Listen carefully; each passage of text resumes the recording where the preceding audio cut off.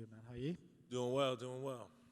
Is it at this point at fight week that you're just like, oh, I'm ready to just get in there and do this thing rather than do all this media stuff? Yeah, I'm there, but it's a part of it. It's all a blessing.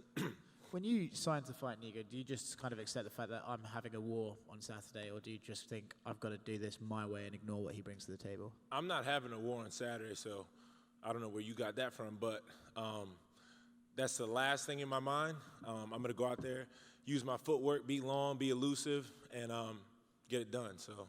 Is he the kind of guy when you prepare for, you know what he's bringing to the table, you know it's going to be a lot of forward pressure that you're going to have to control the distance on, or is he a guy that you don't really prepare for, you just focus on yourself? Exactly. So there's no like secret with his skill set. He's good, he's skilled, everyone's skilled here, he's tough. I hear that a lot. I don't know if being tough is a skill set. I think that means you get beat up a lot. That's what that means. So I don't know if I'm tough, right? My job is not to be hit, use my range, use my footwork, use my athleticism, and that's what I'm going to do. When you, like you said, when you know a guy's tough, right, or you've been told that he's tough, do you go in there and think, well, I can't be surprised if he doesn't go away, right? Like I should go in there knowing that he might just be coming forward the whole time. Exactly. And when you say tough, I've trained with Mike Perry for 8 years, you know? So arguably he's the toughest fighter on earth, you know what I mean? So like durable, you know, I'm used to guys that are there, you know? So for 15 minutes, I got to put hands on them and I'll just do that. So to me, that's not a scary skill set. You know, when they say a guy is tough, he's durable. That means he gets his ass whooped a lot. So if that's what we got to do for 15 minutes, that's what we got to do. I'm never going to pass up an opportunity. What's the weirdest thing you've seen Mike Perry do in the years you've been training with him? Damn.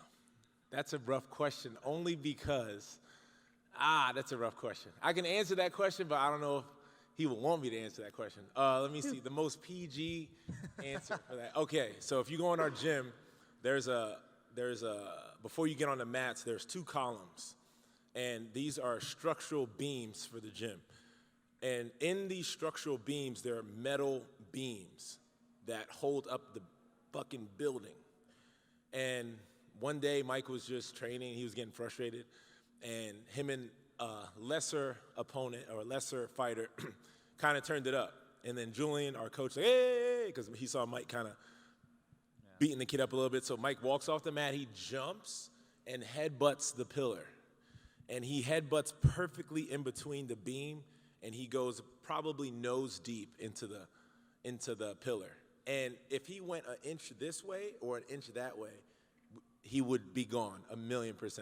So if you go in our gym now, there's a hole in the pillar, probably 2 inches deep, of Mike's forehead and nose.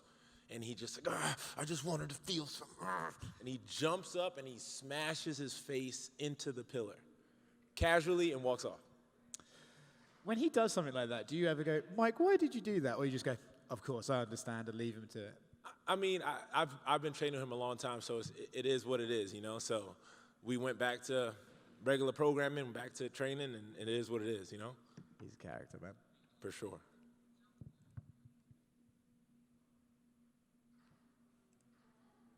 I'm from Orlando, man. You ain't got nothing? All right, so yo, whack.